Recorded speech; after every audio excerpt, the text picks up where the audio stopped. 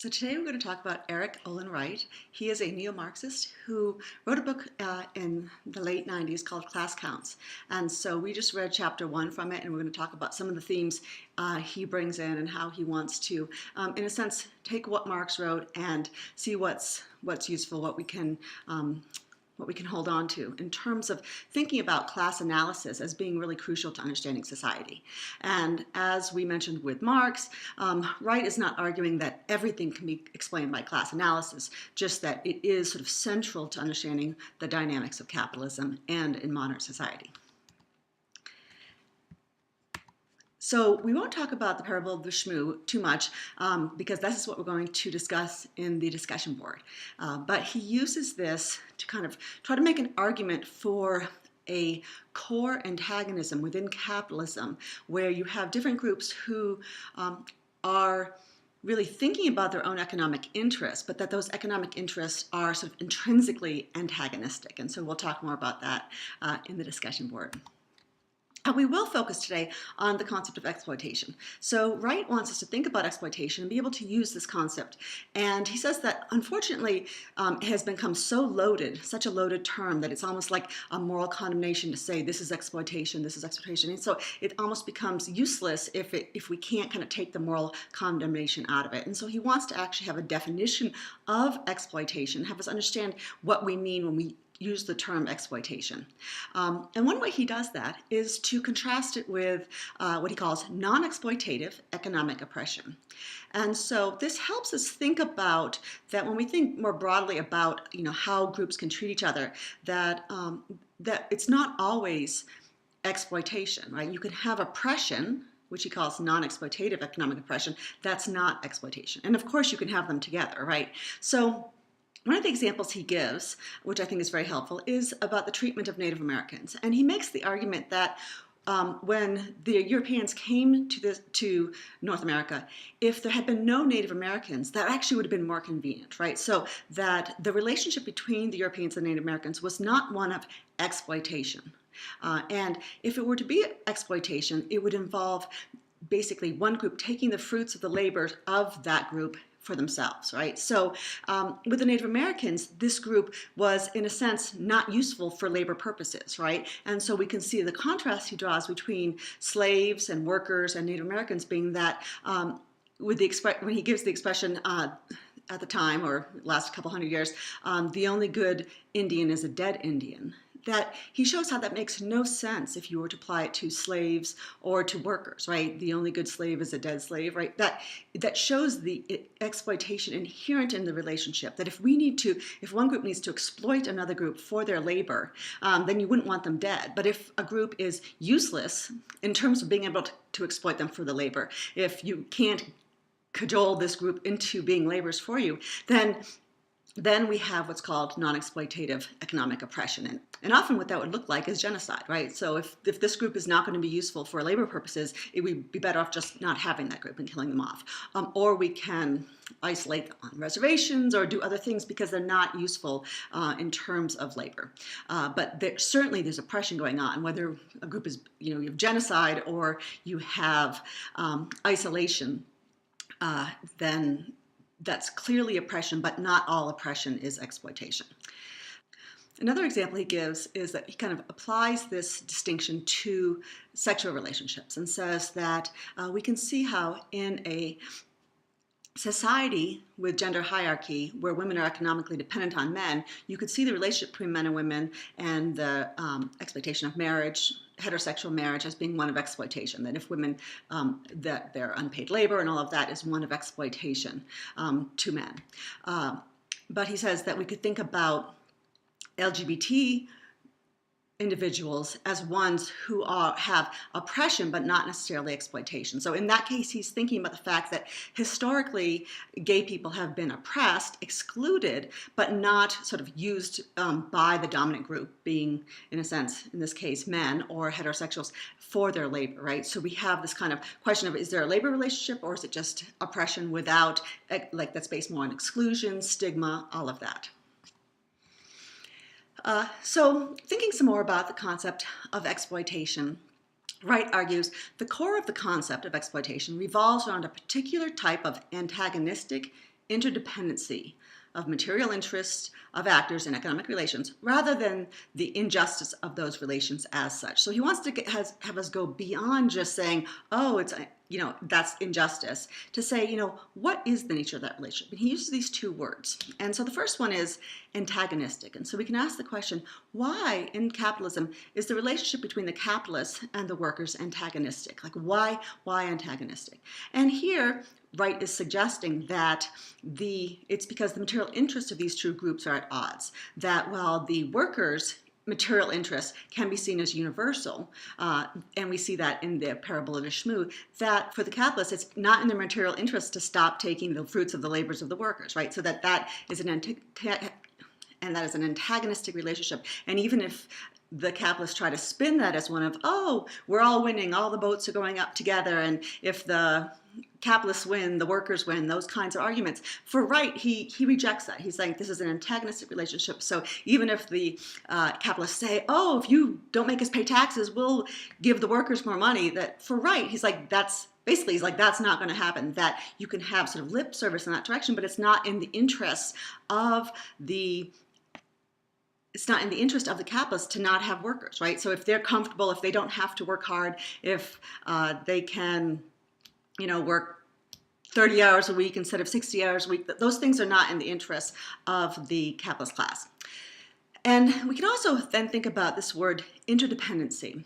And so we can ask, well, I guess if we see the antagonism, how are they interdependent? It's pretty obvious how the workers are dependent on the capitalists, right, for jobs. Since the workers do not own the means of production, all they have to sell is their labor power. So they sell their labor power to the worker.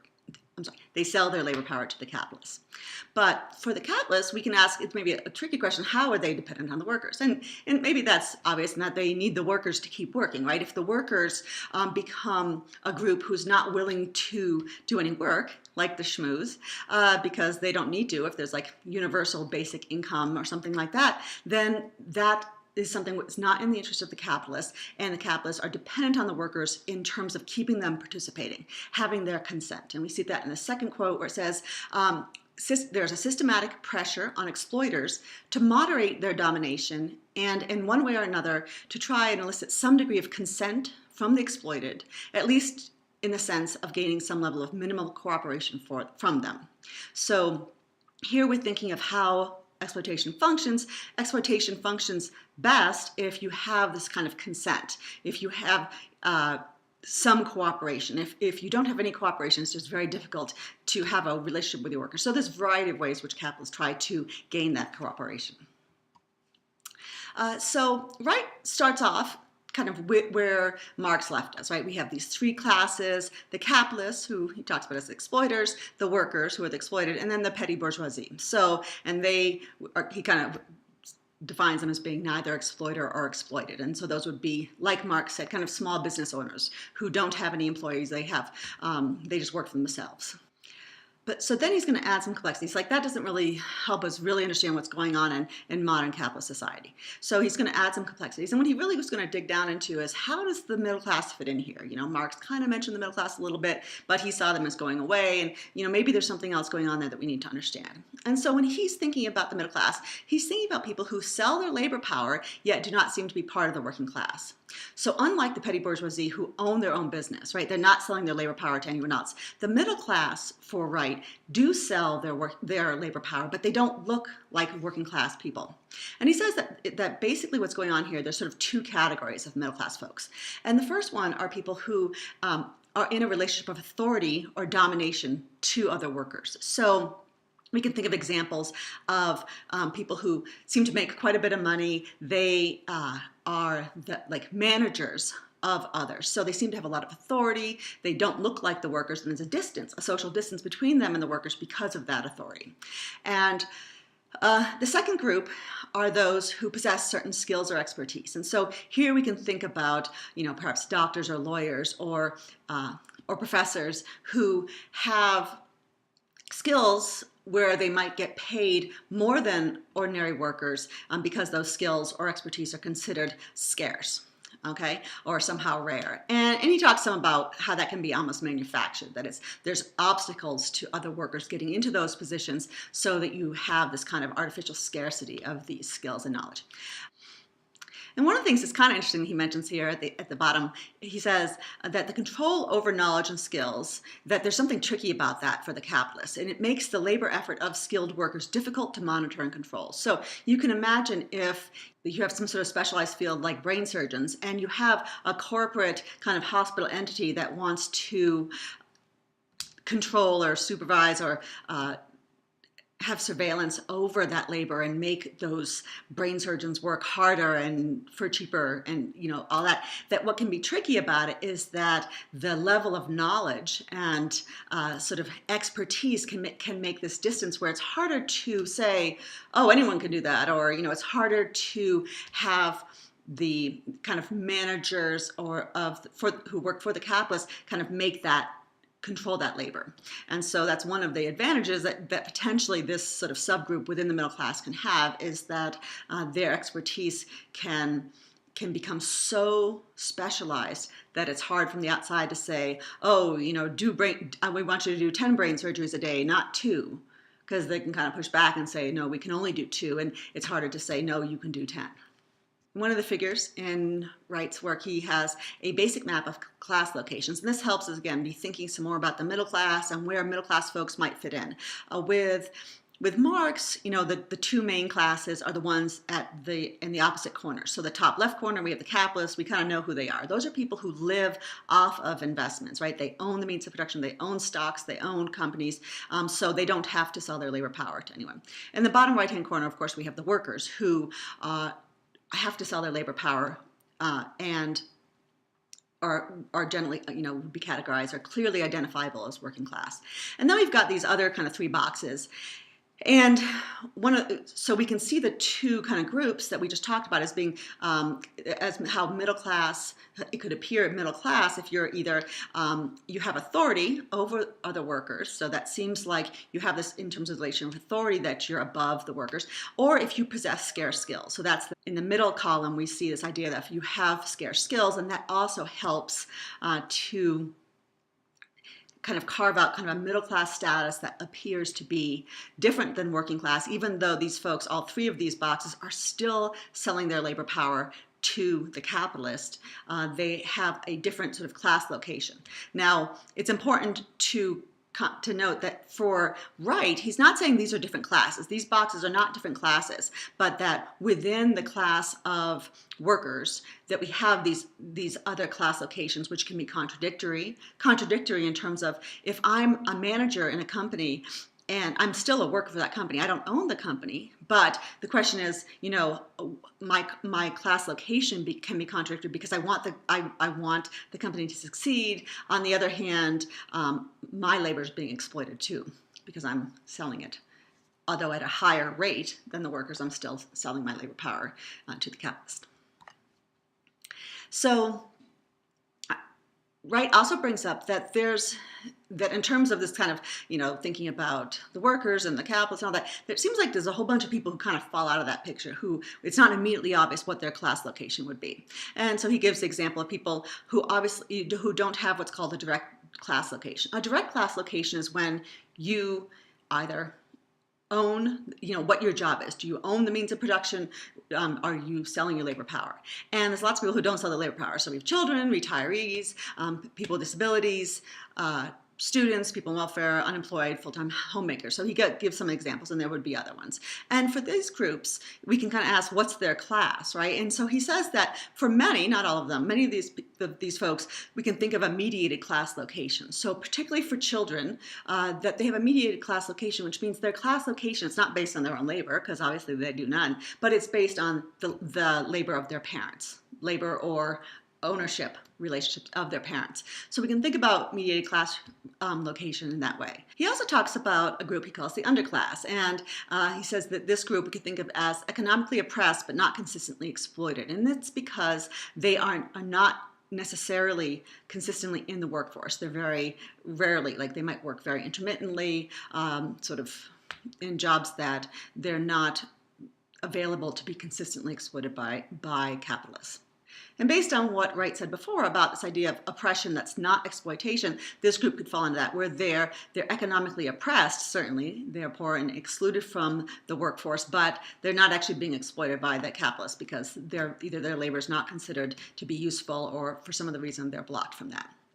Some other pieces that he throws in that complicate our picture in terms of this kind of nice, neat antagonism between the capitalists and people who have to sell their labor power are things like, one of the examples he gives is employee investments. And so this is a really interesting example because when we tend to think of capitalists, we're like, oh, those are people who just live off their stock portfolios. They just live off, maybe they either own a factory, they own a corporation, or they're so rich they can just live off the stocks that they have invested. Now, those are capitalists, but we know today that a lot of middle-class folks, particularly, one of the incentives given to managers are employee stock purchase plans, right? So we have this idea that if we give small amounts of stock to some of the employees, or potentially all the employees, but very small amounts of stock, it kind of has this buy-in effect. Like, oh, even if, I'll never be able to live off of that, potentially, even though the hope is that when you retire, you could, but that still you have buy-in to the stock market. So the question is like, when we talk about how well the stock market's going, like, who should really care about that under capitalism? Well, obviously, the capitalists really, really care about how the stock market's doing. But of course, that's seen in terms of how it's talked about in the media as something that means it's good for everybody, right? The stock market doing well means that the workers are going to do better, or that our standard of living is going to go up, or something like that. And Wright would say that that's not accurate, but that one of the things that can kind of complicate that is if companies do this thing of having some amount of stock given to workers, of course they still have to sell their labor power. It's not going to be enough, so they don't have to sell their labor power, where they would actually become capitalists. Instead, it's something where they still have to sell the labor power, but they have this kind of funny buy-in. The other thing he brings up is this idea of temporality. And what he's talking about there is that our class location can shift over our lifetime.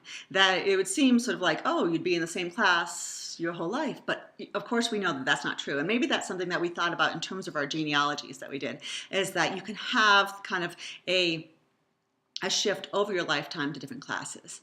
And one of the examples he gives of that is for married women, particularly ones who make less money than their husbands or don't work outside the home.